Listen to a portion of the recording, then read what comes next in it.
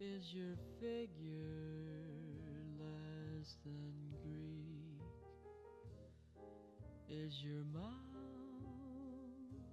a little weak when you open it to speak?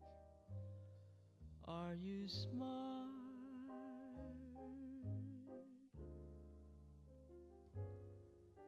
But don't change your hair for me,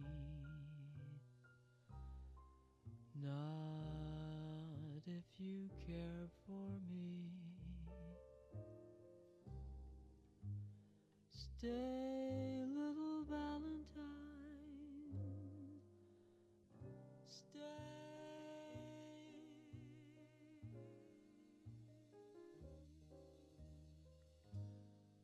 Each day is Valentine's Day.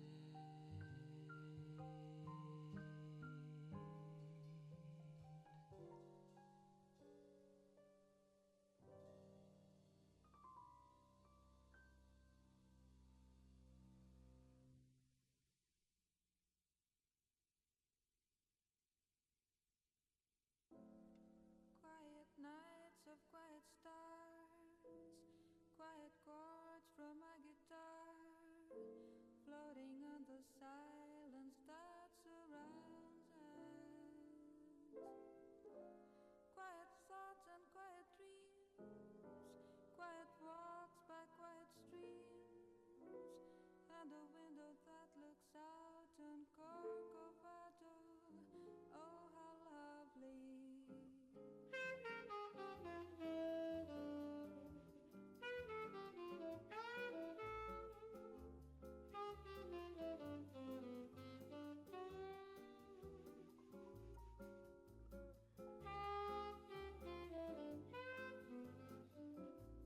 Cantinho, um violão, esse amor, uma canção pra fazer feliz a quem se ama.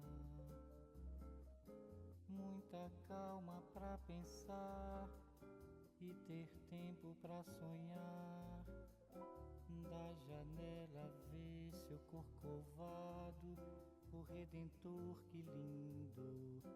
Quero a vida sempre assim, com você perto de mim, até o apagar da velha chama. E eu que era triste, descrente desse mundo, ao encontrar você eu conheci o que é felicidade, meu amor.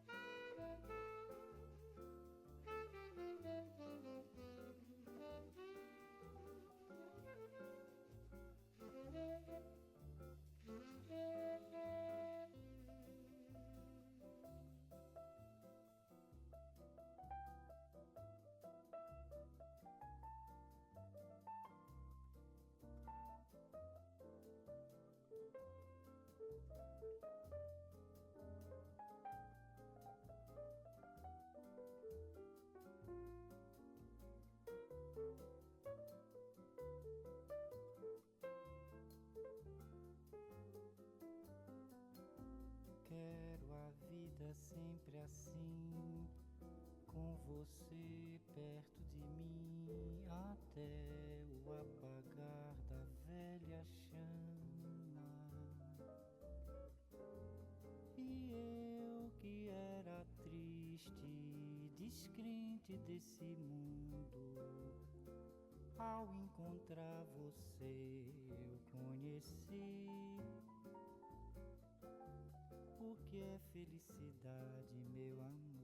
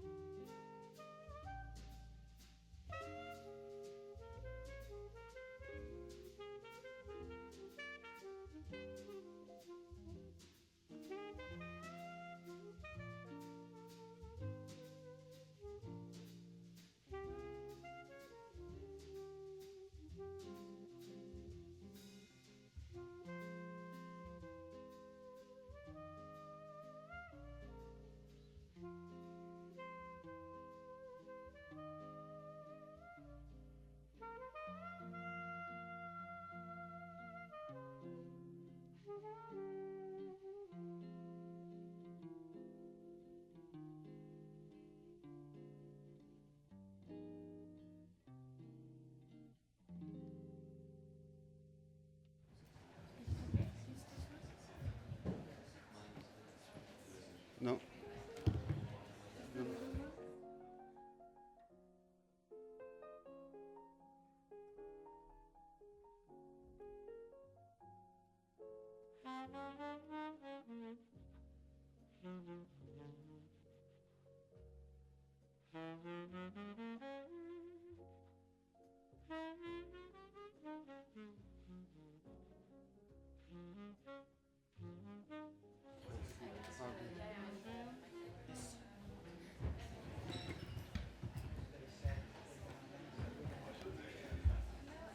Good afternoon. Hello. Hello. Good afternoon, ladies and gentlemen. Thanks for your patience. We are sorting out the last technical issues, but I think we are, I would say, ready. My name is Nicola Rega. I work for CEPI, which is European Paper Industry, where I'm in charge of energy and climate change. But I'm also I have the pleasure and the honor to co-chair the IDEAS platform.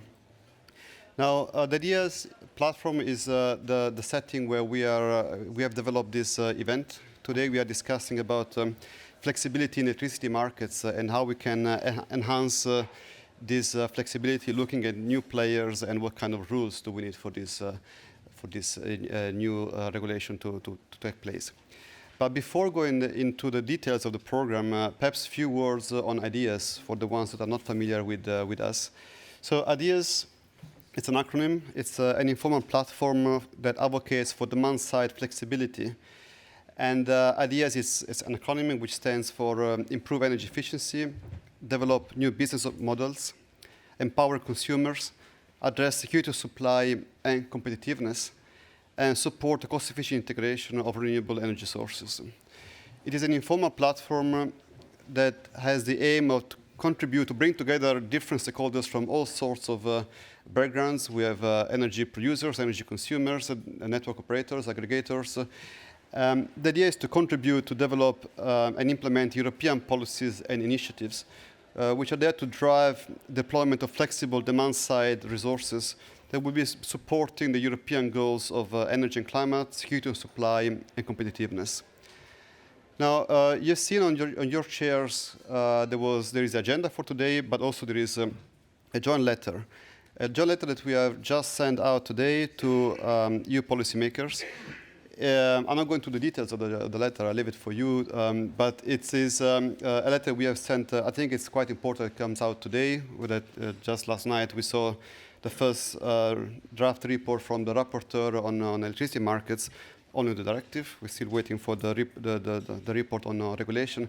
But I think it's important we express clearly our voice on three key issues, which are how to create a functioning wholesale electricity market, how to open markets to consumers and third parties, and how to provide full and fair market access for demand response providers. We have all the details in there, and I think we're going to discuss more more thoroughly during the presentation. But now let's go back to the program.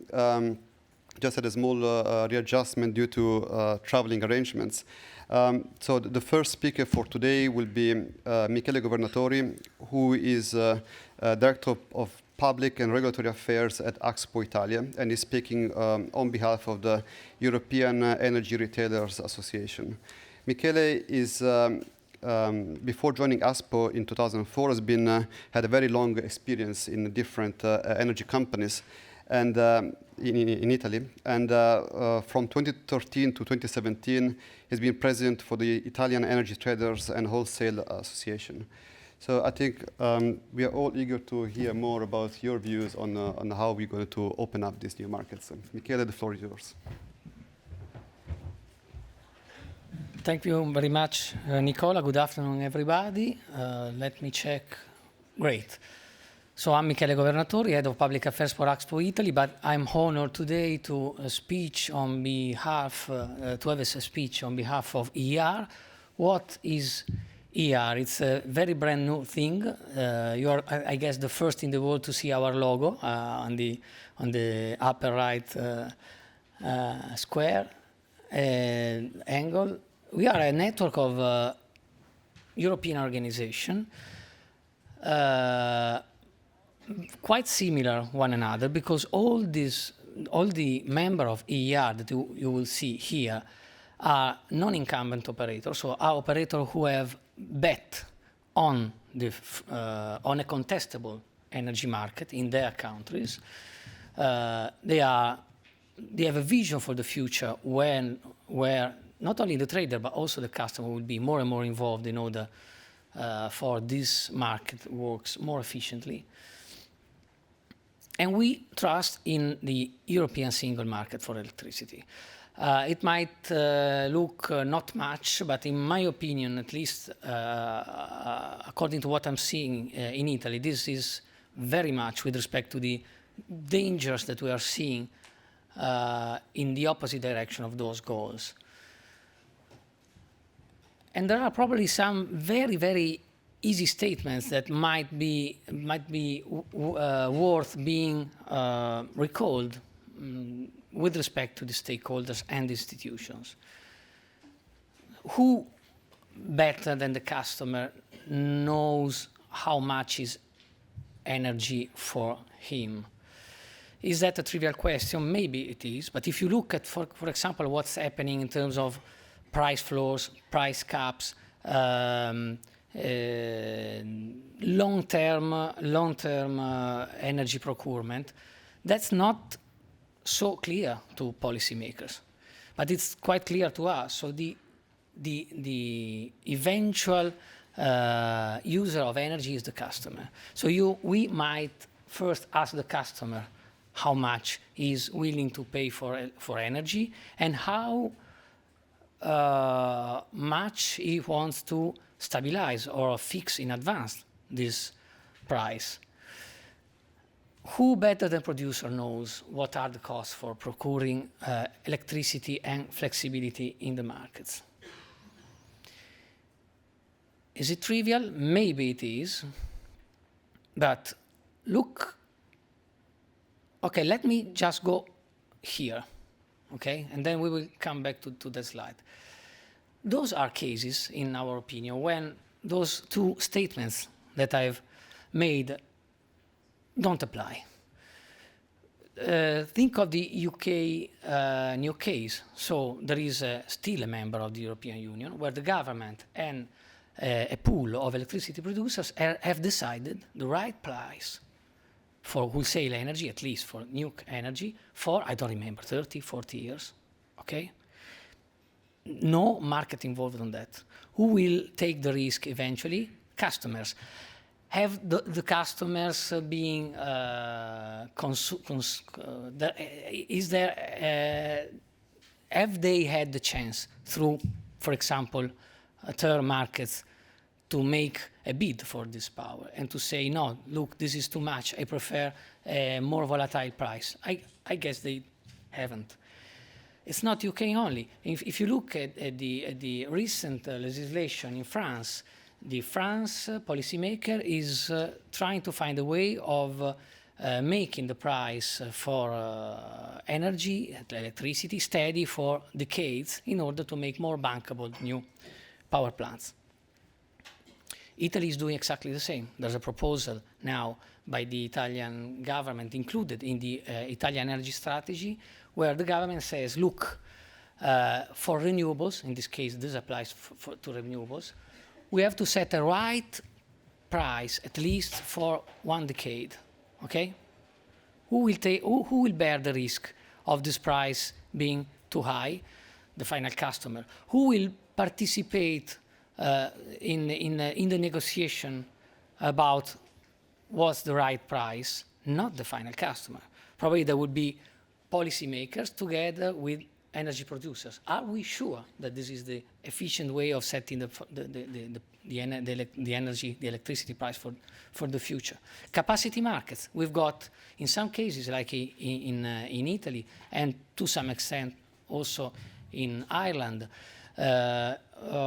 reliance on reliability options. Reliability options are basically options, financial options, where the seller of the option gives up any opportunity of a higher price with respect to a strike price. We expect, in the markets where this will apply, a sort of a de facto cap in prices. Because if only a minority of power producer IDES, the one not having sold reliability options, won't have interest anymore in price spikes, they won't bid high. Okay? What's the consequence? Not short-term scarcity signals anymore in the market. Look the same from a customer perspective. In Italy and in other countries, and this is consistent with the fourth package, and also with the third, actually, everybody's trying to commit the customer to participate, also to flexibility markets, right? Customers will be more and more enabled by technology to react to scarcity periods, maybe minutes or hours. But at least in Italy, and I think in other countries, we're still remunerating the interruptible demand with administrative ways instead of market-based, instead of making them participating to the short-term balancing market.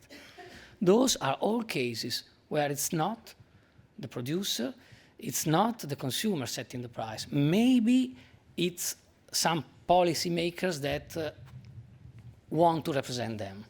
But market allows us to have them directly in the business of setting the price and making him reactive to what happens and will happen in our markets. Let me, speaking of prices, energy efficiency, what better feeds energy efficiency than a scarcity price signal? Probably nothing. So how can we foster energy efficiency on one hand, and on the other hand, put caps in the markets? Why should we give bad signals to the same investors, companies, big users that are supposed to invest in energy efficiency? Is electricity or energy scarce, at least in some period, summer peaks, winter peaks, depending on the country we are thinking about? So why should protect customers from this signal, the only one being able to trigger investment in energy efficiency?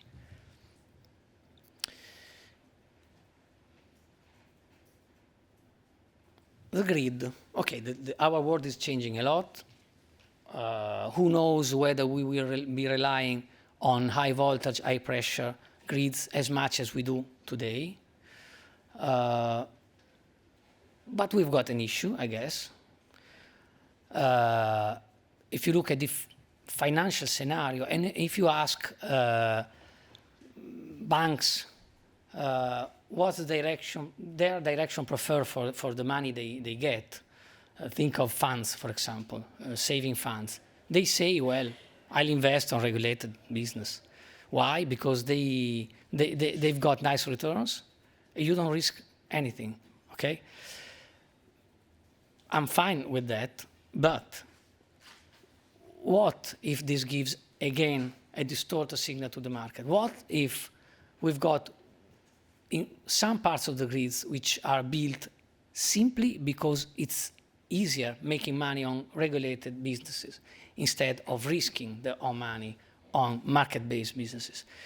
When I studied economics 20 years ago, they taught me that one risk of public debt is the crowding out effect. You remember it? Crowding out means that if you attract capital somewhere, there will be less capital available for the other businesses. I'm a bit concerned that we're seeing something similar in terms of grid over remuneration. What's the answer to that critical point? Of course, independent, very, very strong authorities. Maybe a Europe-wide authority could be stronger than states' authorities.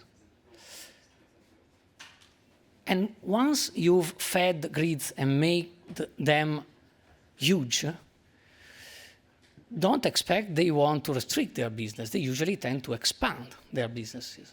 We're seeing, at least in Italy, grid operators that are investing abroad in other things, which is okay because those are not regulated areas. But if there is a lack of unbundling, think of brand unbundling or organizational unbundling, it's very easy, it's very difficult to ensure that you are able to make, Chinese walls between the plain grid operation and added value services that grid operators might have an easier access to. This is a huge point. Think of we talk about distributed production, we talk about smart customers. We have to avoid that DSOs are in a better position than non-integrated and companies integrated with the DSOs. We have to make sure that they are not in a better position than an independent energy retailer for delivering high quality services, for example, data mining, reaction by the customer to price signals, smart demand, and so on. This is the second last. I know the Italian figure, but the German is not very different. The Spanish is not very different. In Italy, if you're a home power user, in your bill, you've got 1/3 market, 2/3 policy, okay?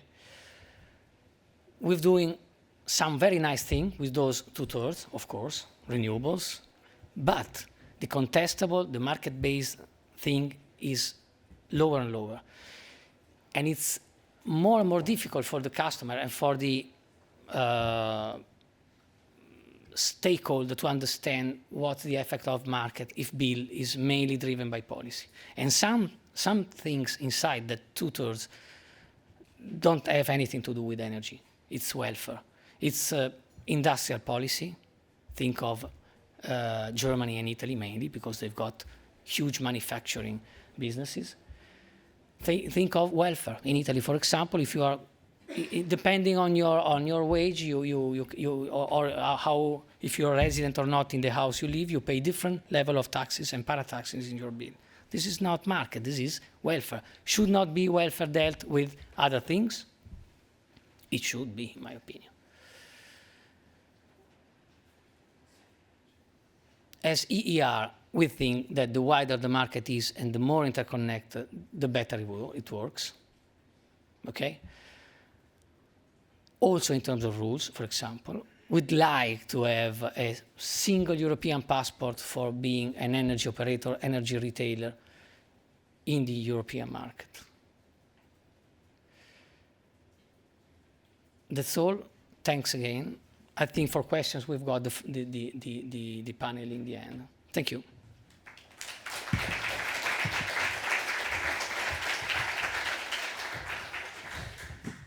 Thank you, Michele. A very inspiring presentation.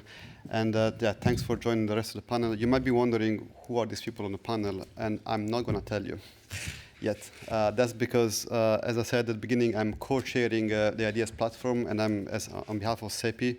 The other co-chair is Solar Power Europe. So Alexandre Roche will be chairing the next session. Going to introduce you all the panelists together with the next speaker.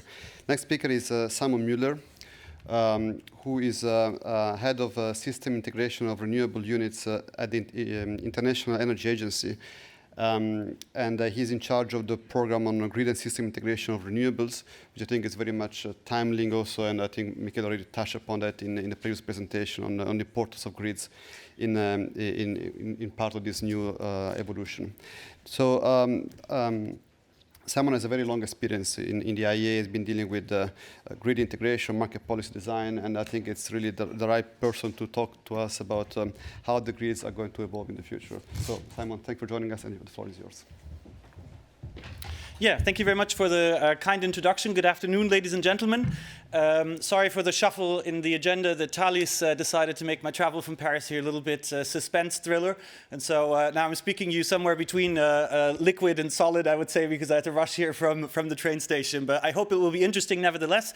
I understand I have about 7 minutes to give an intro, and then I hope I leave the maximum amount of time possible for the panel discussion. Just very briefly, all of you probably know the International Energy Agency. Most of you will be familiar with the World Energy Outlook. However, that's not all the work that we do. Since about 10 years, we've also been working on system integration of renewable energy. Since 1 year, we have a dedicated unit on this topic.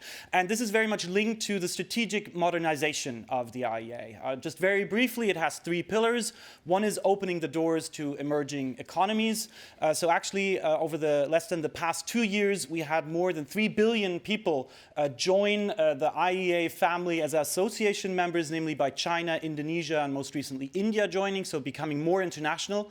Second, becoming a hub for clean energy, energy efficiency, and renewable energy. And third, not just looking at oil security, but also at gas and electricity. And you'll see that system integration is very much at the intersection of these 3 areas.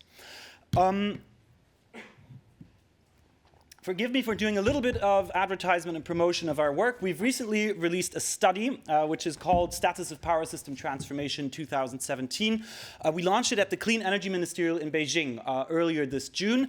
And what does it contain? It contains overviews and trends of the development in the power sector internationally, with a focus on system integration of renewables and the future of local grids. So basically, we don't call them distribution grids, but low and medium voltage grids, because of course they'll be doing much more than just distributing electricity to consumers. You'll find in there dozens of best practice examples of how you do system integration practically, both in terms of how you operate the system, but also in terms of market design, and a number of case studies. And what I'll go through now is very much the result of previous analysis and what we have in this document. First, I think we all agree that if we want to integrate high shares of wind and solar, if we want to have a transformation of the power system, we really need a system-wide approach. We try to encapsulate it in the form you see here on the left side. So basically, actions targeting the overall power system, which is improved system and market operation. I'm sure we'll speak a lot about this today. And then having flexible resources that are well planned and well invested across all 4 available options: grids, generation, storage. And we call it demand shaping. It's not just demand response, but really this encapsulates active participation from consumers, but also targeted energy efficiency measures that can help you shape the long-term demand to better match variable supply. And on the left side, you see a host of different options that I won't speak about today, how you can actually make wind and solar much more friendly to the system. And of course, the policy and market frameworks that now are just appearing in shaded gray behind all this have a very important role in tying all these things together.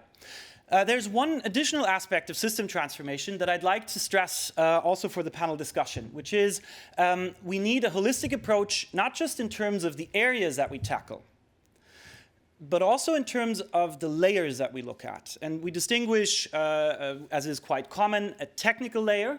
So basically, how does this system function, the engineering component? How do we actually make the balance in electricity?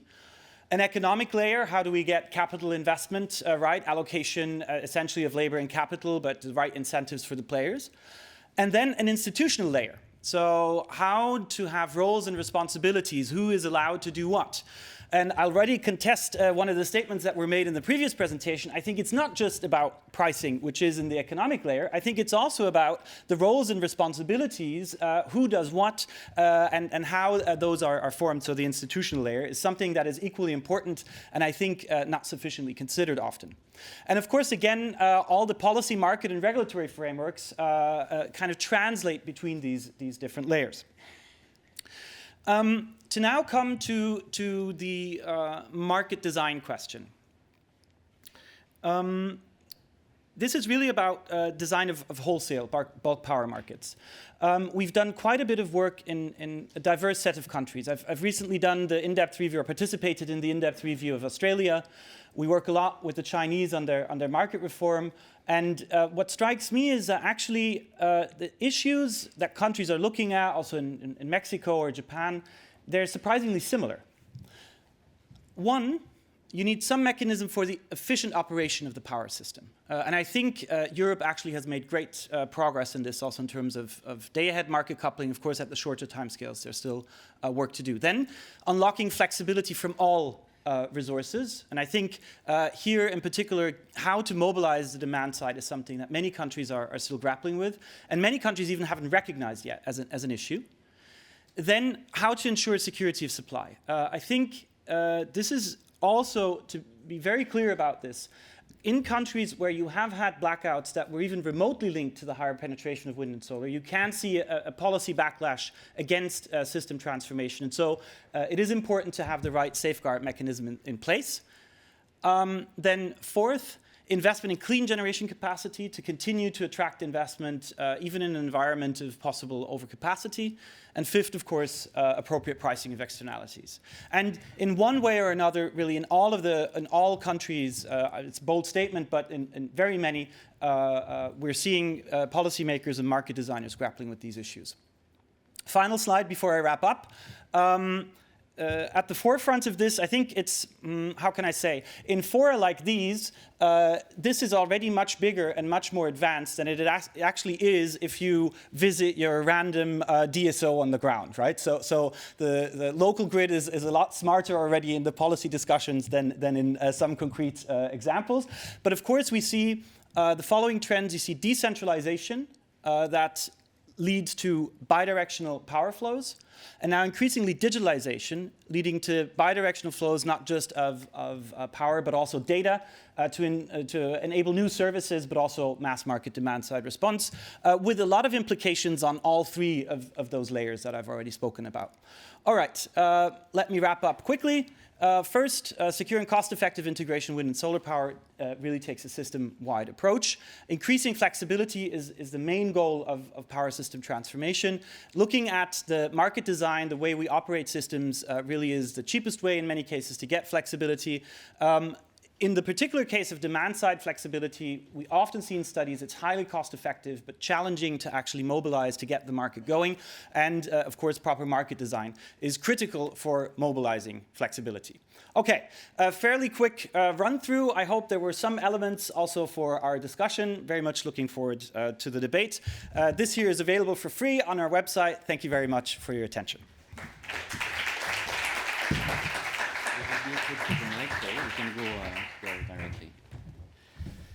Thank you very much, Simon. Good afternoon. My name is Alexandre Roche. I'm the Policy Director at Solar Power Europe. And I think we already had some interesting, controversial inputs from the two presentations we've just heard. So I think we can directly jump to the panel discussion. I would like to introduce you our panelists first. I will start with Frauke Thies. She's the Executive Director of the Smart Energy Demand Coalition. I think it's a pretty known body here in Brussels. But she has been involved prior to that in European policy since 2005. She was working in the solar sector and before that for Greenpeace. I will continue with Mathilde Lallemand from ENSOE, Corporate Affairs Advisor. She's working especially on the TSO-DSO relationship and also on the network code implementation. And before that, she was with the French transmission system operator, RTE. And in the middle, we have Jean-Jacques Marchais, who's from Schneider Electric, but today representing Orgelheim, the chair of the Orgelheim Energy Working Group. And Mr. Marchais advises the corporate strategy division of Schneider Electric on energy matters. I think we've heard a couple of things. I would like to pick up immediately on one element that was mentioned by Simon, namely the demand side flexibility. And maybe we can spend a bit of time first on talking about the access to the markets for this new source of flexibility. So I would like to start with you, Frauke. How easy is it for demand side flexibility resources to access the markets today? Okay, thank you, Alexandre, and good afternoon, everyone. I think Simon had a sentence in his presentation: demand-side flexibility is often highly cost-effective, but very difficult to get off the ground. I think I'm not quoting you word by word, but I think that was more or less what you said. And I think that summarizes it very well also for what we're struggling with in Europe. So in principle, demand-side flexibility can deliver a lot and can bring costs down very significantly in the energy system. And the Commission's impact assessment has also shown it. We're talking billions every year here. And can do so much more in terms of renewables integration, in terms of helping replace the most costly and the most polluting generation facilities. But we're having a problem to get it in the market. And why is that? I think wherever we look in Europe, it's very easy to identify a number of barriers that jump out right away. If we look at, for example, at what is the access for demand-side flexibility in the first place, look at the balancing markets, where flexibility is valued today as one of the core marketplaces. If you look at Italy, Spain, or Portugal, for example, demand side is simply not acknowledged as a resource. So even if you wanted to, some markets acknowledge demand side, but then you need to be one single provider that has a minimum size of multiple megawatts. So basically, unless you are an enormous consumer that has enormous demand-side flexibility potentials, forget it, you're not allowed into the market. In other countries, aggregated demand is allowed in principle, but then if you look at product definitions, for example, you have to, again, have minimum bit sizes of X, and sometimes the qualification to go into the market is extremely cumbersome for every part of the aggregated pool, instead of just looking at the pool and what the pool is able to do. Sometimes you have bidding times that are not reflecting what the system actually needs, but that have grown historically on the basis of what generators at the time were able to provide. No technical justification for that, but in practice and de facto, it's excluding demand-side participation from the markets. So here I think we need a fundamental shift to opening everything, and the clean energy package is providing a good basis there and leading us quite a long way in that direction. Another question is service providers. So can large consumers themselves or service providers like aggregators access the markets? Only very few countries in Europe have a framework that allows these players to enter the market and work with the customer. In many countries, they have to first negotiate with the consumer's supplier, who very often happens to be their own competitor. So why would this competitor enable them and encourage them to enter the market? Another barrier that needs to be overcome, and that indeed the clean energy package is working on. And then if I maybe mention two final ones. One, if a consumer wanted to participate directly by seeing real-time price signals, well, either they have to source on the wholesale market, which some large industrial consumers are doing today, and they have the possibility to react to price signals, or they have to move to Finland or Estonia, because those are the only countries in Europe where you actually can receive real-time price information and adjust your power consumption in order to valorize your flexibility and save on your bill, because you're taking care of your own hedging instead of somebody else doing it for you and you paying them for it. And finally, it's also the price signals that can be a hindrance if we are seeing sometimes simply because of oversupply and overcapacity price signals being flat, or sometimes because of tariff structures, for instance, network tariffs that encourage a consumer to have a flat consumption profile, or might even penalize them if they deviate from this flat consumption profile, as we are seeing in some countries. So that's just some of the barriers that we need to look into. The clean energy package is going a long way in getting us there. There are more elements still to be done, but I think we are starting off on the right track. Thanks, Frauke. Mathilde, Frauke just said that in some countries, demand side is not acknowledged even as a resource. And of course, ENTSO-E is in charge of the system adequacy assessment, which will be important in the discussion for the capacity mechanisms. So how do you assess in ENTSO-E, and from a TSO perspective more generally, demand side flexibility? How do you take this into account? First of all, the flexibility challenge is a reality for the system and for the grid. It's not only a local issue, because today, with the takeoff of intermittent variable energy sources, there is clearly a need to have this demand-side flexibility. And today the challenge is how to best ensure this takeoff and to value at the best the service offered by demand-side response. The first basis that I would like to recall is the work on the network codes, and especially the electricity balancing guideline for Europe, which allow demand-side response and small players, small bids in terms of size of megawatts, to participate to this service. And today it's a reality that these distributed resources, so not only demand-side response, also distributed generation and storage, but these sources participate to the balancing in quite considerable proportion in some countries. For example, for the case of France, which I know the best, in 2016, the manual reserves came for 30% from distributed resources, so generation, demand-side response, and storage. But this is a first element of the takeoff of these services, and it's also remarkable to see that it has decreased the cost of reserve procurement. So it is a reality that this service is needed for the whole system and the grid, and it's also beginning to be more and more used.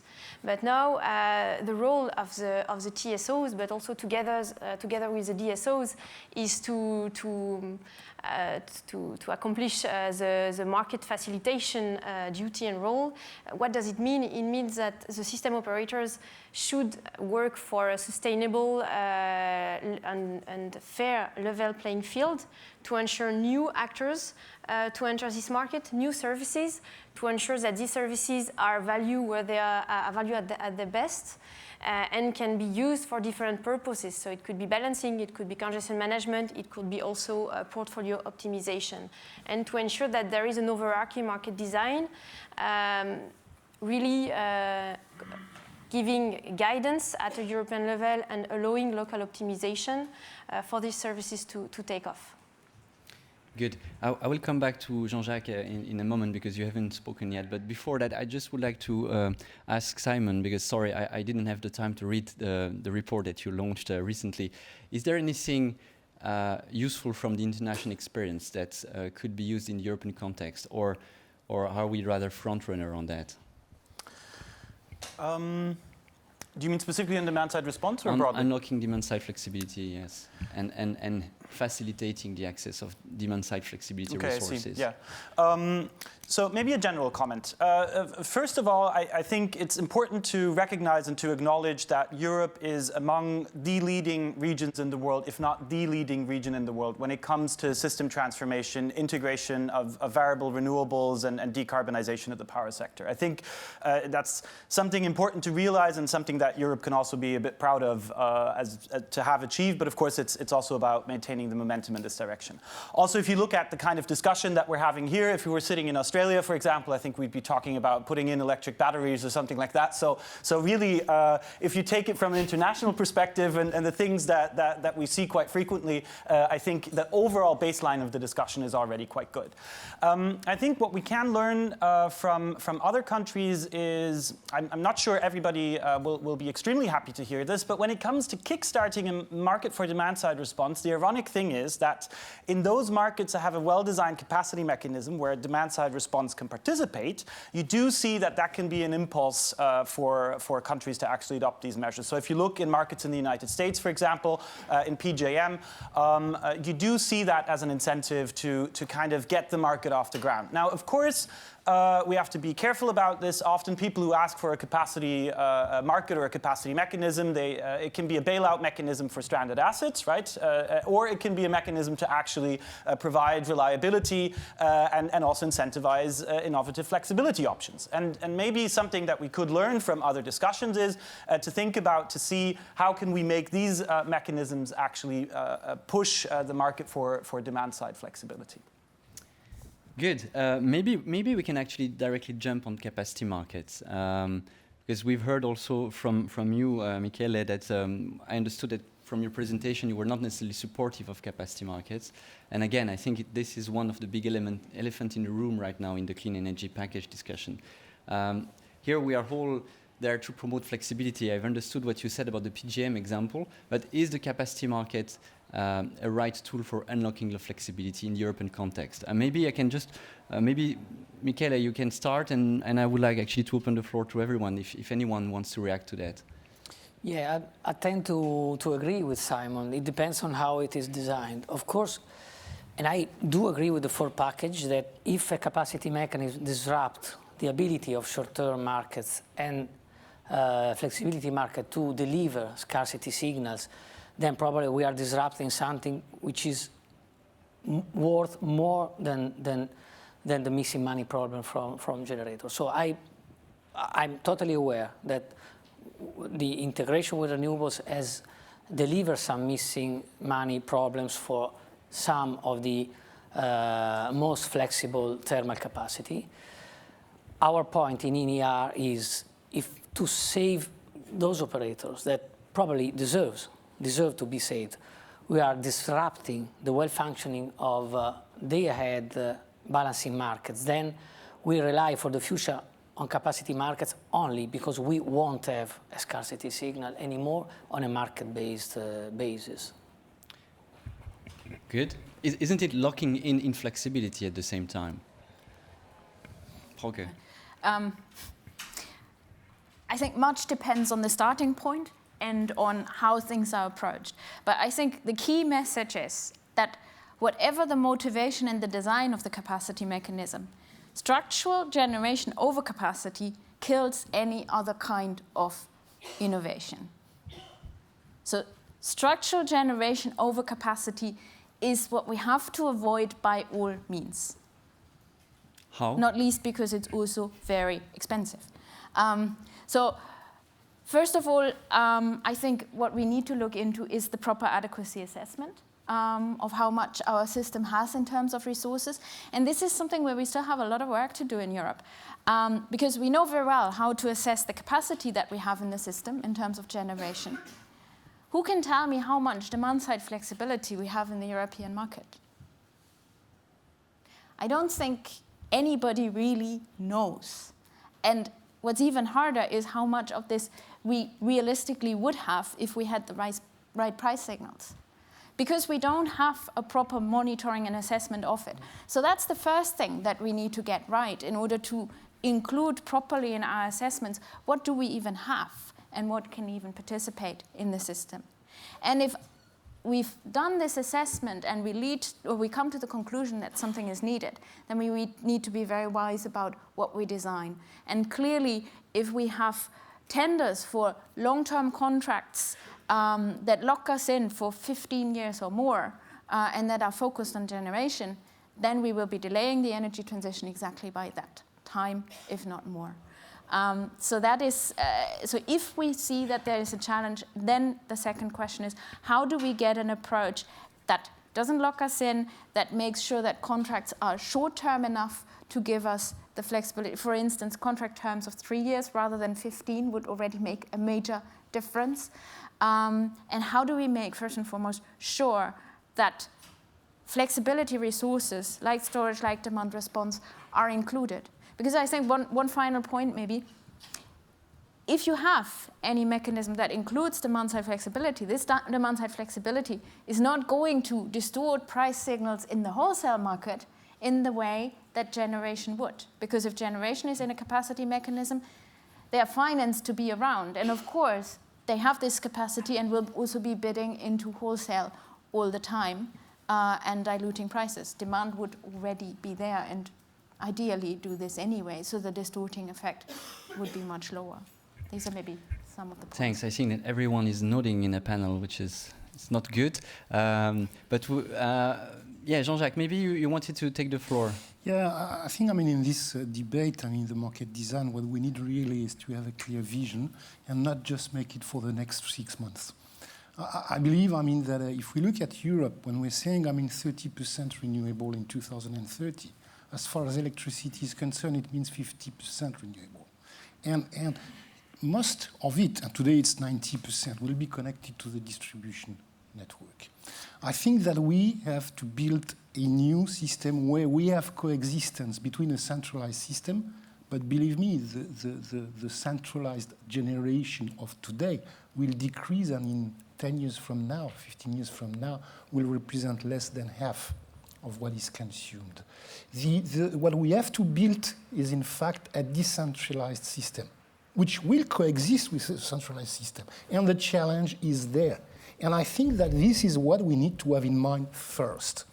Then, I mean, if you just come backwards and you say, I'll make the assessment, I'll plan with this in mind, and with, when I'm seeing distributed energy resources, it's not just, I mean, adapting the demand.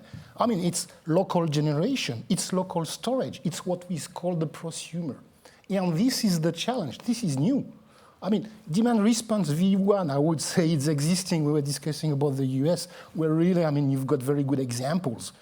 But I mean, it's V2 we need to really design.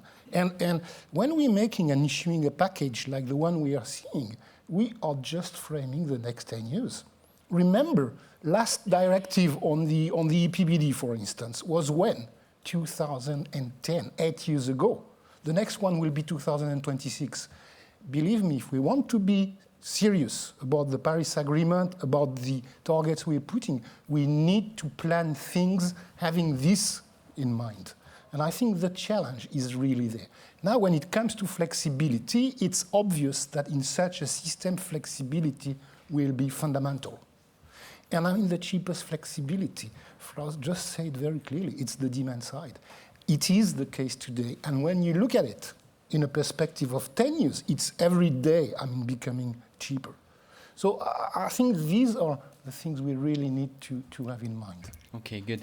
And you mentioned that we need to build a decentralized system, and maybe I would like to spend a bit of time now on trying to unlock the flexibility at the decentralized level precisely. And Mathilde, I would like to know how you perceive that, especially that you have been working on the relationship between the TSO and the DSO. How do you see this local flexibility being valorized by the grid operators? Indeed, we work closely with the DSOs on what we call active system management, so which is the use of flexibilities for system and grid sake, so basically balancing and congestion management. And the core of the question is how to best create a level playing field and a marketplace for these flexibilities and to respond to these needs without fragmenting the market by creating really local use of the market. At least this is an ENTSO-E position here, without creating really local markets which are totally disconnected from the overarching integrated European markets. And we believe that we should strive for, as it was said before in the panel, to try to link the different geographical scales of optimization. Of course, local optimization and local use of flexibility is very important, especially for demand-side response, but it has to be somehow connected to the integrated European market in order to first use the cross-border aspect of this market, to use the fact that different resources and load pattern can complement each other, and also from a flexibility service provider perspective, to be able to offer a service to different purposes and be ensured that this service will be used where it is the most valued and not be encapsulated somehow in a very local optimization.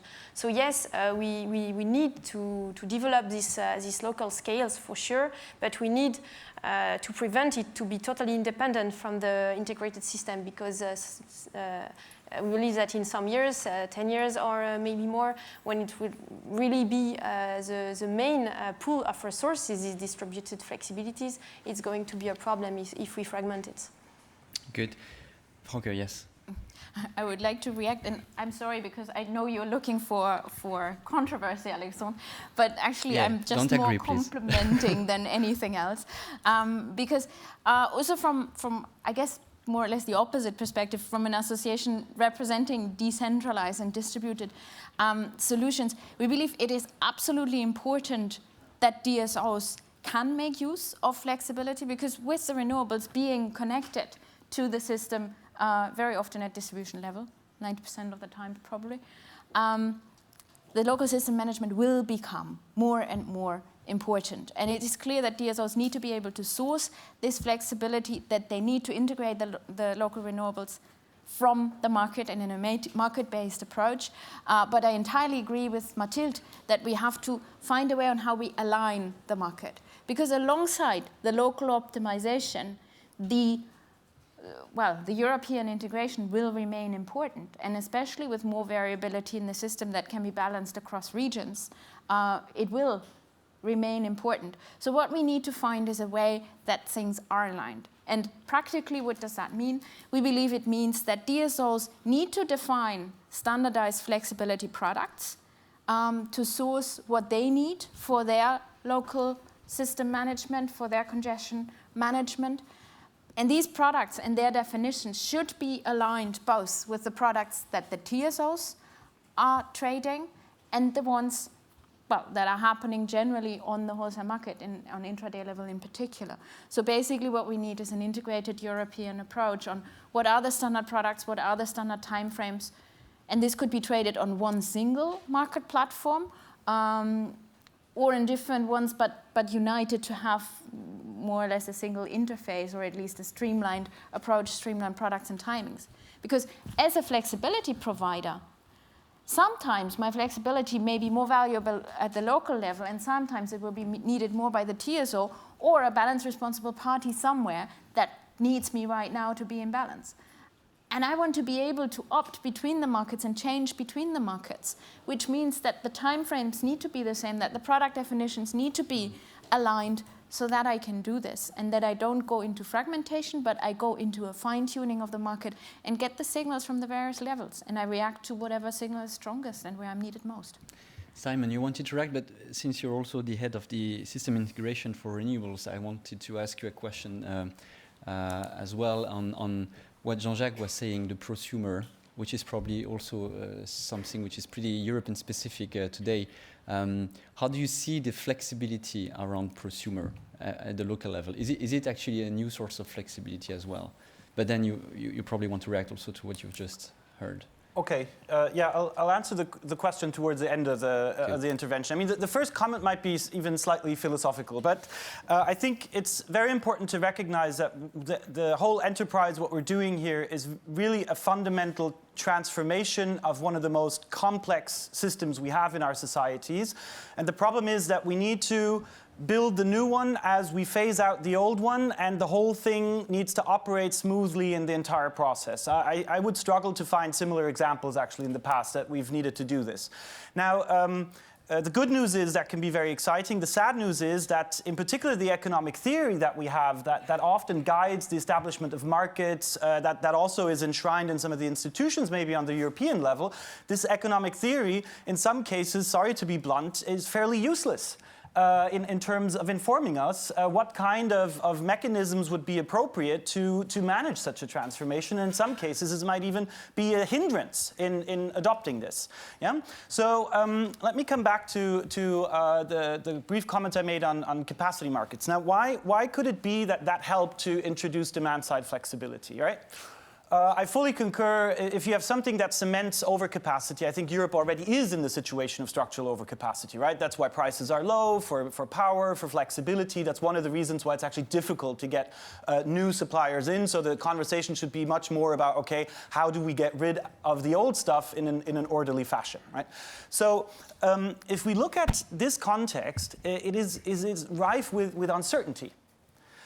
And if you have so much uncertainty, it's very difficult to convince people to start investing in something or to try something new. How should I be possible to convince the CEO of a cement plant, for example, to invest in the capability of this plant to provide demand-side flexibility if I first need to give a 3-hour lecture on scarcity pricing, on spot markets, the probability distribution of future electricity prices in the European system, So it's much easier to say they're going to do an auction on this, they're going to get a contract for it, you know, we have to prepare a bid, it's going to cost so much, but if we win, you know, we have certainty and we can do it.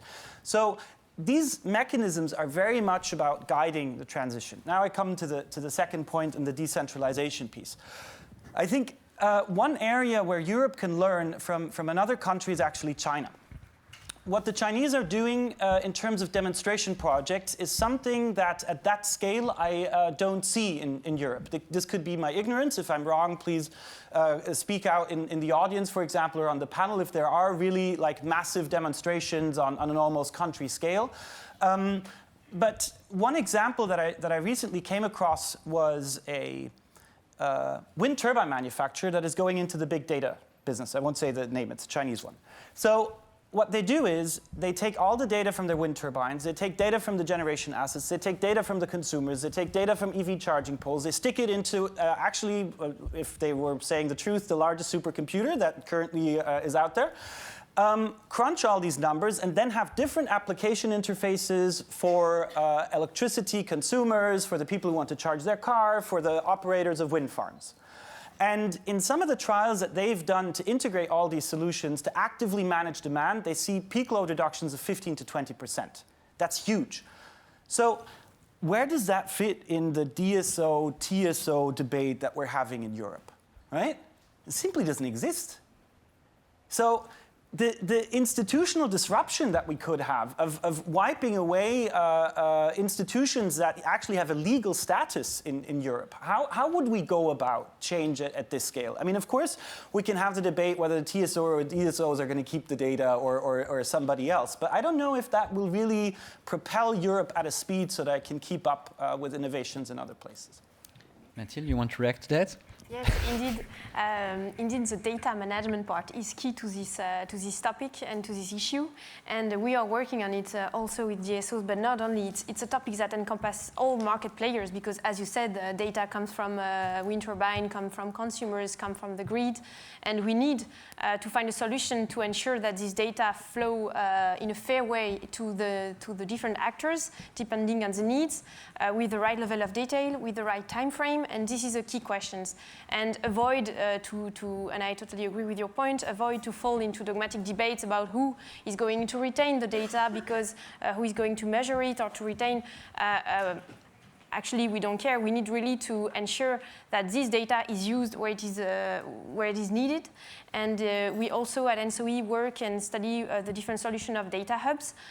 Today, there are some solutions of centralization of the different data in data hubs. It's mostly for settlement and billing purpose today, mostly for meter data. Can we see some future perspective for more real-time data encompassing both retail and wholesale market? Because today it is essentially focused on retail.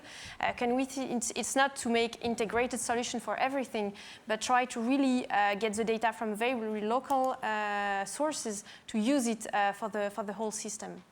Good. Michela, you wanted to react, and then Frauke. Yeah, on that point, I think of course, data would be paramount in terms of efficient management of everything. I'm not very comfortable with the idea of a Chinese supercomputer dealing with my data. I think as a consumer, I want to have the real ownership of my data. The data belongs to the one who delivers the data, or the one who behaves in a way that generates the data. As a consumer, I want to be the owner of the data, and I want to be empowered to decide what I do with my data. I might, and I think this would be the most likely possibility, that I will have a home automation system which will deal on my behalf with everything, so the fridge, the washing, the machine, the air conditioning will organize themselves in an automatic way, and I'm pretty sure my need for capacity will be reduced. But it's me that decide to make the automation have a dialogue with my meter, or I might decide to buy from my energy retailer services in order to foster this automation. The point is, data belongs, consumption data, to the customer. The customer must be the one who decides what to do with it. Okay. I fundamentally agree. The customer needs to be able, in the first place, to access his own data, because that is currently not really possible. Or if anything, the customer gets aggregated data at the end of the year. It's quite difficult to do anything useful with that. So the customer needs to be able to access his or her own data in real time, and it doesn't need to necessarily be settlement grade in real time. I know that you can have very complicated discussions with system operators on that, but it needs to be useful data in real time, and then you can get the settlement grade maybe the day after, that doesn't matter. And the customer needs to be able to decide which service provider can get access to this data in order to offer him the services that he desires and that he wants to have, which is something that is not given in Europe today. So that is the first step. Not even in countries like Italy, we've been the first to implement electronic metering. We've had electronic home meterings for the last almost 10 years. I'm still not able to communicate with my home meter, who knows on an hourly basis how I behave. Sorry, Frauke. No, very much agree. I think the challenge about data is that in the end of the day, probably the reality we are seeing is that there are various different models out there, globally and in Europe as well. And facts are being created. The key challenge is, how do we make sure that still every customer, every consumer can choose off-the-shelf solutions, plug them in at home, and they will be interoperable, and they will work. And this, I think, is the key challenge that we need to solve, really. Data formats, standards that don't lock us in innovation-wise, but that allow us to secure and make sure that things are interoperable. Because let's face it, whether we like it or not, in the future, every device we have, every appliance will somehow be digital and will be able to interoperate. And we will probably see optimization and data management not just in a centralized platform, but we'll see it at every place in the network. We'll see it inside the building. We'll see it probably at the local level and going up. And decisions will be taken by bots and algorithms at all sorts of stages. And then some data will end up in big data cloud analysis. But we need to make this chain working, and that means we need to get the interoperability right. I will give the floor to Mathilde, but just before that, just a quick reaction from Jean-Jacques, maybe, because we've heard that data metering measurement is important. I think other functionalities will be important, like automation, indeed, and also arbitrage, actually, of the energy uses via storage, maybe. Yeah, is the technology ready? Because you're... Yeah, thanks. I mean, I totally concur on the data, and I think, I mean, the idea of open data, I mean, standardized, I mean, interoperable, I mean, that's really the key challenge, and I mean, we know how to do it, by the way. we did it, I mean, in a number of things. So I like, I mean, the three levels, which are, I mean, technical, economic, and institutional, and I've got the feeling that the debate is more at the third level than at the two. Economic level, it's an issue and it needs a lot of innovation. However, I would say, well, is technology available? The answer is yes. I mean, and I think, I mean, in terms of metering, the technology is available. It's evaluating and moving every day. In terms of automation, it's fully available. The issue is not availability of technology. The issue is use of technology. I mean, take building automation and control systems. In buildings, I mean, in big buildings, less than 25% are properly equipped. Well, I mean, you can get a return of free use payback just with the energy savings. And for the same price, you've got the connectivity, I mean, which can, I mean, be extended to data. I mean, I can give you an example. I mean, it's a building which is under construction. Very interesting. I mean, 30,000 square meter, 1,500 people. Very efficient building, 37 kilowatt hour per square meter. Okay, the building, I mean, it's 960 megawatt hour per year for the specialist. That's the consumption. The production, local generation is higher. There are PV. There are even two small wind turbines. Okay, and there is part of it which is stored through batteries. So is technology available? Yes, definitely. What is the issue? The issue is that, I mean, of course, according to the figures I gave you, this will not be full self-consumption. So there is a need to find an economic model to valorize that, including flexibility. And the idea is to develop it at a district level. So then we can aggregate eventually commercial buildings with residential, which gives definitely another size and another profile of the profitability. What are the barriers people of this project are facing? Guess. Regulation. Regulation. That's the point. So technology is not an issue. It's available, it's reliable, it's competitive, but it's not used enough. And I mean, we were speaking about China, I can speak about US. Believe me, this technology these days is more used in China and in US than in Europe, unfortunately. And I would say as manufacturers, I think this is a big question we are having. And I'm coming back to the package. And for instance, the EPBD, where I mean, people are shy, timid.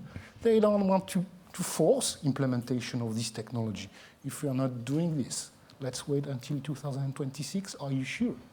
I don't want so. Good.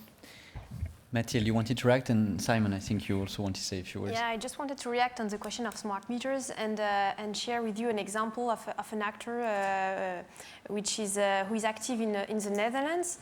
It's called Powerhouse, and it's an interesting actor because they are trying to gather flexibilities from residential customers and to trade it into the market, so both to the DSO service and also to the TSO ancillary services. So it is exactly the business model we are talking about, but to do so they need to install boxes on top of the smart meters because smart meters are not that smart enough. They just collect data, but they don't receive signals. And it was also to share this question that how if all this kind of device pops up everywhere in Europe and are not interoperable, we need indeed to really see the standardization problem as a very concrete and a problem that we need to address, and also the smart meter functionalities to make it more dynamic and to make it evolve and respond to the needs in order to allow these kind of actors to evolve and grow. Good, thanks. Simon, and then we'll move to the audience for a set of questions. Okay, I'll be very brief then. So just one clarification, or to be more precise. I'm not suggesting that everybody has to surrender their data. Of course not. Absolutely. I mean, data privacy, I think, is one of the most important factors in all of this. I guess what I was trying to say is we need to test new institutional arrangements. Yeah. So basically, the combination of this data and the way of using it, even if all the people involved would volunteer it, I don't know, but I would guess it could probably be illegal in the European context. Yeah? So the question of how do we unbundle and who is allowed to do what with what, I think those are crucial questions, in particular because we will have new system boundaries of optimization. I mean, the fact that TSOs and DSOs in the past didn't talk to each other just shows us that we managed to draw system boundaries that were very effective, right? Because we could run the system reliably by having two different entities taking care of different parts of the system.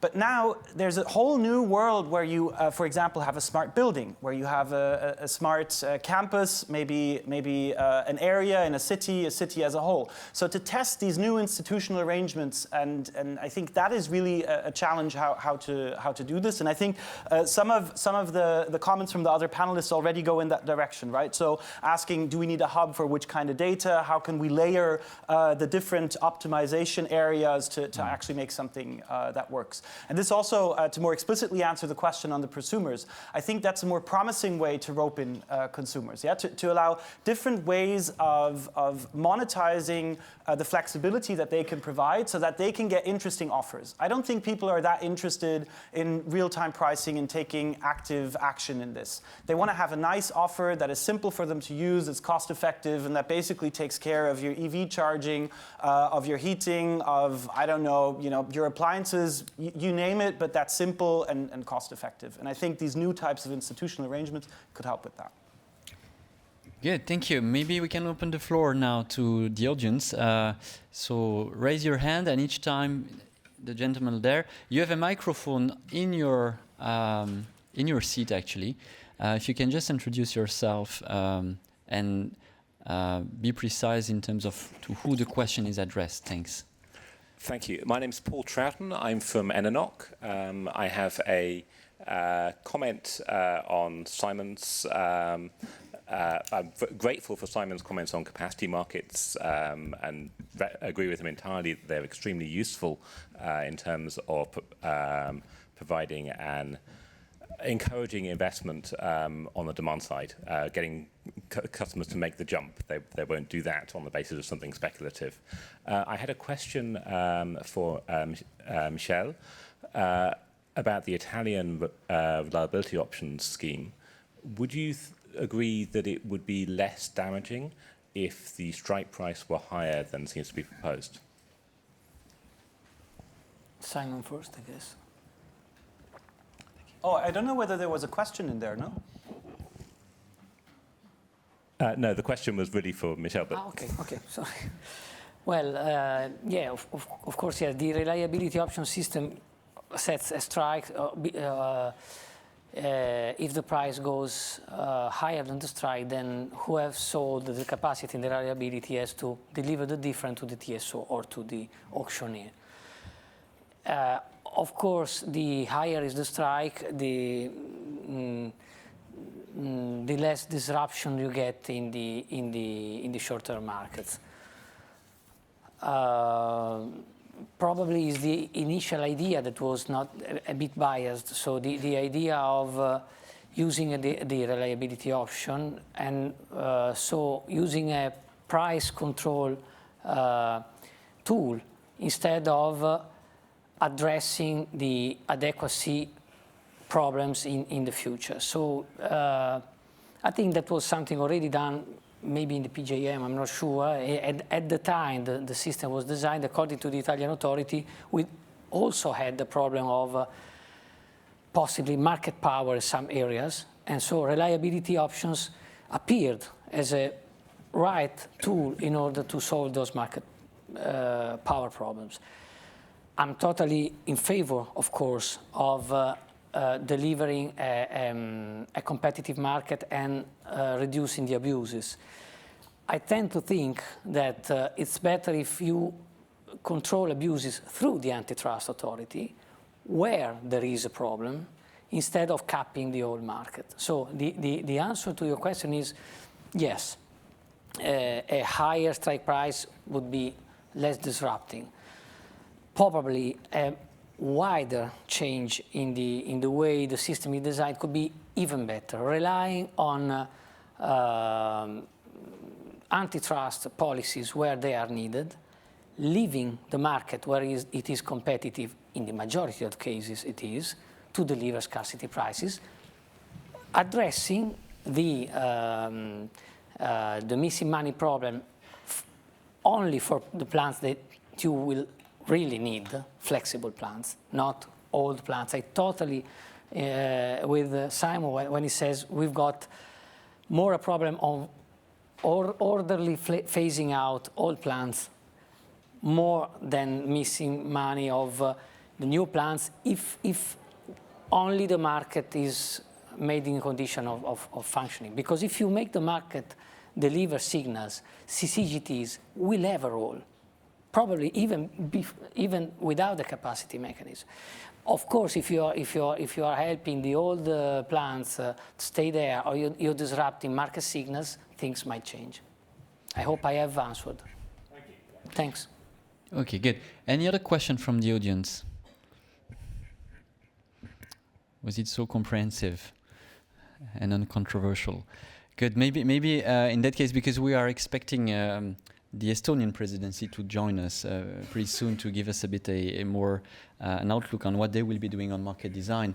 And to prepare that, I would like to ask a last question to all of you actually on the clean energy package, because we are in the city of lobbying, and the three layers that Simon mentioned, of course, we're including a layer on frameworks and regulations. So I would like to ask you, what is the main measure or the main game changer from a regulatory perspective that you would expect from the clean energy package? Negotiation, so if something is missing, what needs to be added there, or what needs to be secured, and what is really the key element that you would like to keep in there? Who would like to start? Michele. I'd like to see in the fourth package, and maybe the Council will add it, I'm not so sure that this will happen. I would like to see more reliance on the single market in terms of locational efficiency. We had an idea originally, the single market should have allowed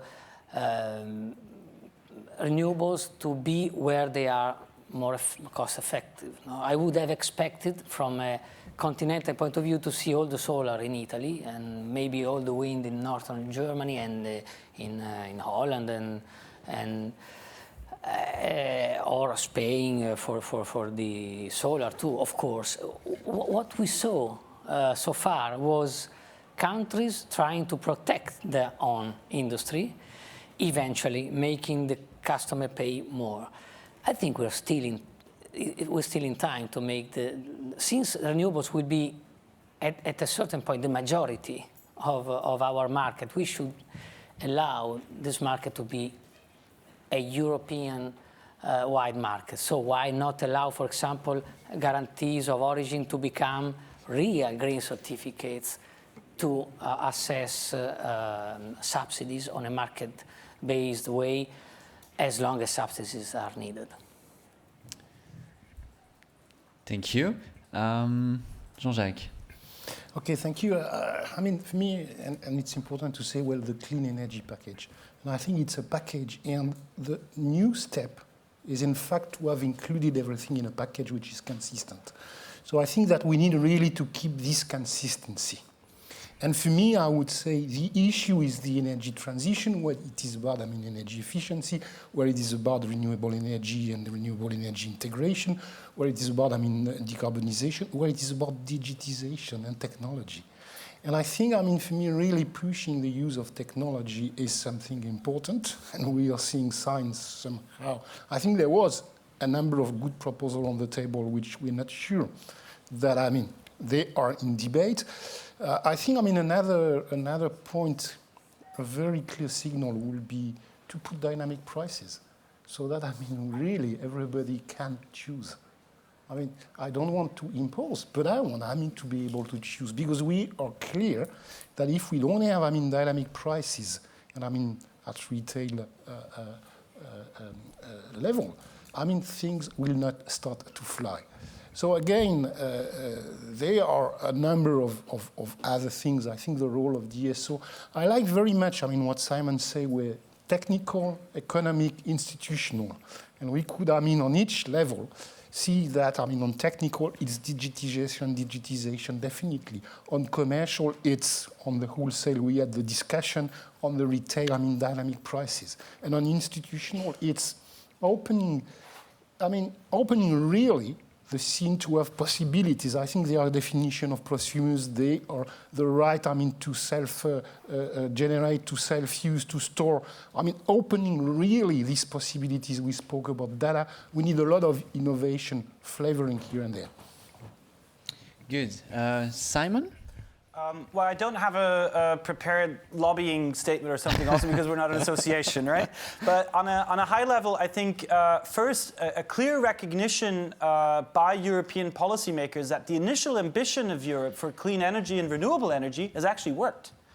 So the prices of solar, onshore wind, and now most recently offshore wind have actually come down at a level that most people would have thought were simply impossible a few years ago. And that's been a tremendous success, not just for Europe, but for the entire world, actually. Now, it's an irony of history, almost, that that continent that has made that available to the world by the policies put in place here now is becoming rather timid in continuing on this path. So I would hope coming out of the discussions of this package is a clear reinforcement of this trajectory, and recognizing that a system approach is needed where we're now looking at unlocking new types of flexibility, going into the heating, cooling sector, going into mobility, prioritizing those, and in the same way as was done 10 years ago with wind and solar, work on innovation in those sectors. And if I had to pick one area, is push member states towards a reform of electricity taxation. The fact that electricity is heavily taxed even in countries like Denmark, so that people put in or don't put in an efficient heat pump, I think in a country like Denmark, that's crazy with that amount of wind power. So really looking into that in detail will help to get flexibility and many other options off the ground. Very interesting, thank you. Mathilde? I would say that the main challenge of this package is to indeed ensure the takeoff of the prosumer, and I would like to take back this sentence of a holistic system approach, that indeed if the third package was focused on the wholesale market and trying to make cross-border exchange works and trying to build the foundation for a cross-border wholesale market. So the challenge is now to go down to the retail and to really use all these resources for the sake of a European optimization, but while taking into account really local aspects. And here is the main challenge. Thank you. And finally, Frauke, you have the final word. I wish there was one thing and that would solve it all. But I guess that's coming back to the initial question you asked, what are the barriers? And we have quite a list. So if I try to summarize, I guess maybe it's creating a true market that enables new solutions and new actors and new business models to compete on an equal footing. So whether it's demand or storage competing with generation in the market and having equal access and equal right, whether it's new actors like aggregators or new service providers or new business models like real-time pricing, like prosumer business models, this is what we need to enable to create a truly consumer-driven and competitive market. Thank you very much. I would like a round of applause for our panel.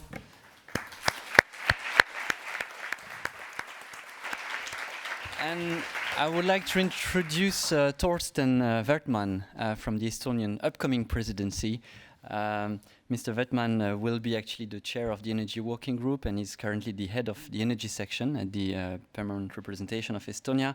And before that, you were working in the Commission Vice President Andrup ANSIP team on drafting and implementing the digital single market strategy.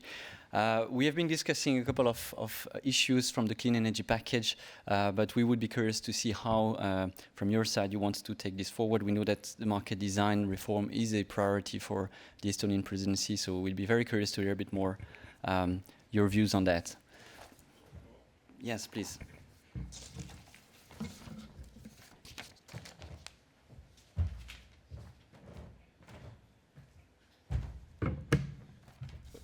Thank you for the introduction. Correct, nothing to add. It's the perfect day to discuss the renewable energy, perhaps.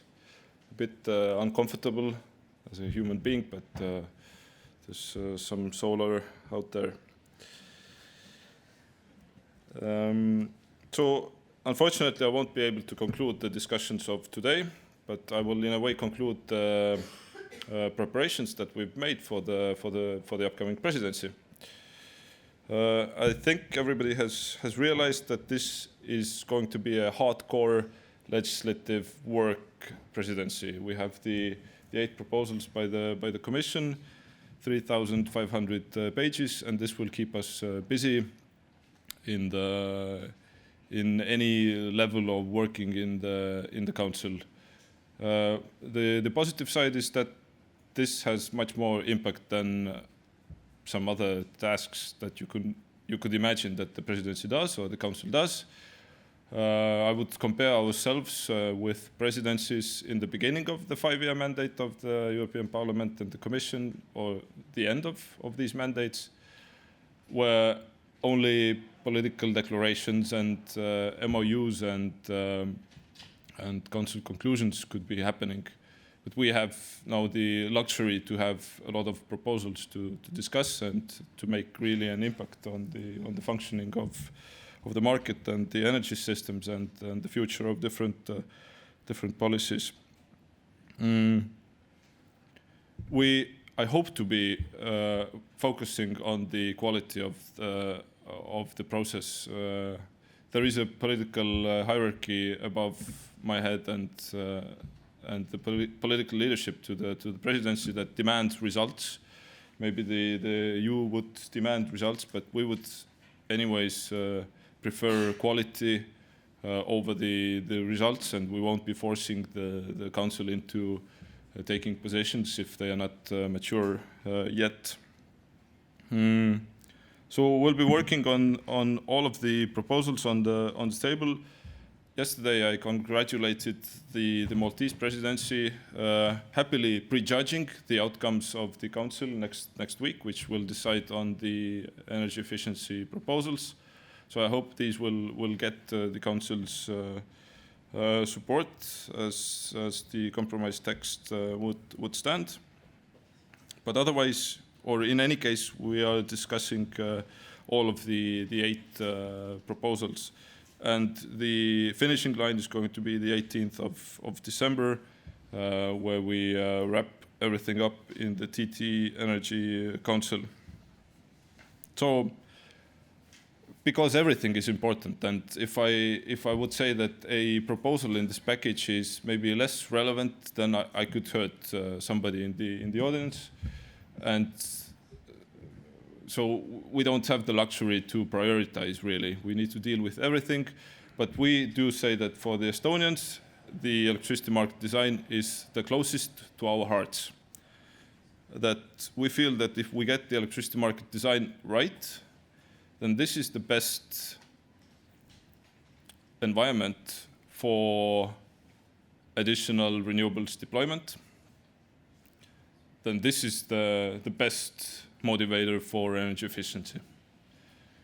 So we need to discuss these targets that are on the table and other policy elements, but we would, as often as possible, bring back the discussion to the market, and would see whether the market at first would be able to deliver something. Of course, we need to deal with the governance, regulation, and the implementation of those targets on renewables and energy efficiency are bound together in this proposal. And this concludes, I think, all the proposals that we need to deal with. And the latest achievement of the European Commission was the mandate on Nord Stream 2, but I don't think this is relevant to the topic today. What is relevant, though, what I said about really focusing on the legislative process. There will be one exception, a week of events in Tallinn in September, starting on the 18th of September. And this will be focusing on the electricity market. And we do hope that these discussions also among the ministers will help our legislative efforts. But this is also an opportunity to have a little bit of attention on the extracurricular activities, let's put it this way. That the digital and the energy links, which are touched upon in some of the package files in the Electricity Market Directive, but we could have so much more of a discussion on what could be the benefits of digital. And digital is the horizontal priority for the Estonian presidency in any case. So there are several events. I invite you to search the web for more info, and the outcome on the level of just leaving a mark. We hope that we would be able to establish a public-private partnership declaration on the potential of the links between digital and energy. So if that sounds of any interest to you, then let's keep in touch. So that's the kind of the general outset of the presidency, but as long as I'm not dragged down from the podium, I will go a little bit into the electricity market design. So we believe, indeed, I use these religious terms, we religiously believe in Estonia that the energy-only market is the way to go. No regulated prices, please. No capacity mechanisms, please. Subsidies are not good. What else? So you get the idea. Unfortunately, we have also some other religious beliefs available among the EU countries. And I think the realization today is that we are building something on top of the third package. We are not doing a fourth package of energy now. and we don't really need to engage into these philosophical discussions about whether the capacity mechanism or regulated prices is a good or bad thing, but rather to see how these markets can coexist. And my argument, also on the personal experience, is that the Nordic-Baltic model proves that if you have a common understanding on a regional level, then I really don't care at the other end of the continent, some countries exercising a different type of energy market, because it has no distortive effect on the Estonian power market or power system. So the countries that you are effectively coupled with there shouldn't be distortions. It should be a win-win situation as much as possible. And we know, and I can't name and shame or just call out the examples, but we all know these examples where there is tension between the countries. And it is the goal to help solving these tensions between the neighboring countries with a package. I don't think harmonization of the EU electricity market, full harmonization is not possible for the time being, but we really need to focus on the regional cooperation. Nevertheless, we will keep obsessing about the energy-only markets. Every occasion that we are given, we will deliver the message that this is the way to go. And why is it important? I'm preaching here to the converted, I believe.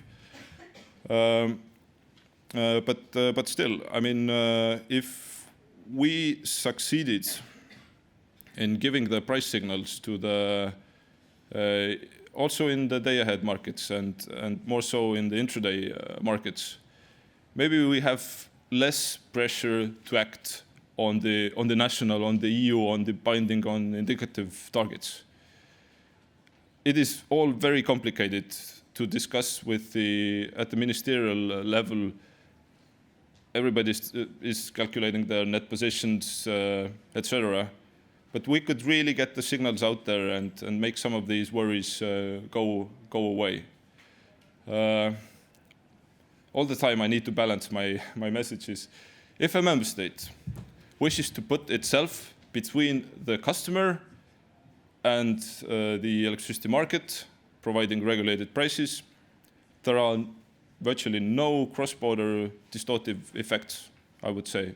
You do some things on the retail market, and doesn't that much influence what is going on around your country. So if it's the choice of a member state and there are no distortions on the neighbors' markets, that's maybe the way it should be. But we should avoid the cost on the additional cost on the utilities or whatever market participants. If the state wants to do this, it needs to pay for this as well. Also, if you take away this motivation through the price volatility and the price signals, you need to start inventing. If you are into the planning business in the energy sector, you need to follow through. Then you need to invent some policies to promote the energy efficiency, to promote renewables if the markets are not a good way for you to solve these issues. Okay. So all in all, as I said, we have a choice, an ideological choice. I'm very much happy that well, I hope that you would share some of these ideas and the belief in that many solutions exist in the market. And the only call today towards you would be for you also to be active during the next 6 months and even after that, because the legitimacy of the policies would only be established by public discussions, and if people on the street would start discussing these things with us. We can't, if we talk about the price signals and how the consumer should react, we really need to develop the messages that are understandable for in any society of the EU. So in that sense, you could really help us succeeding in our presidency work. So thanks a lot.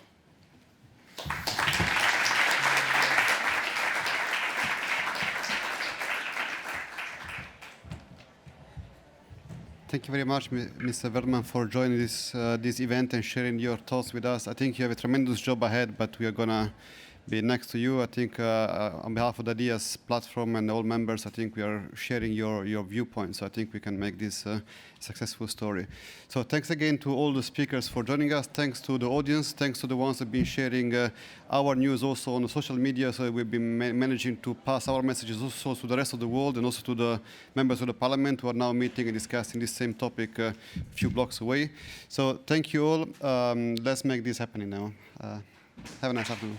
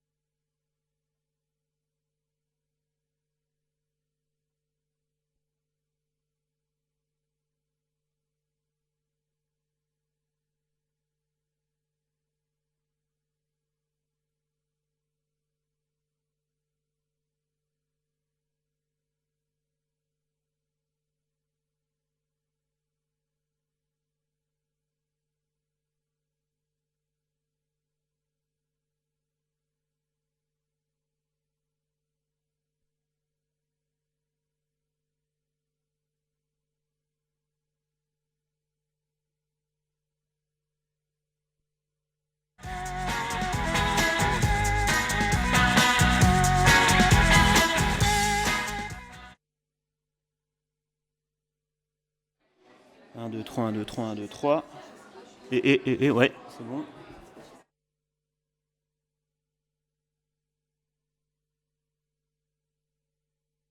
Un, 2, 3, 1, 2, 3, 1, 2, 3.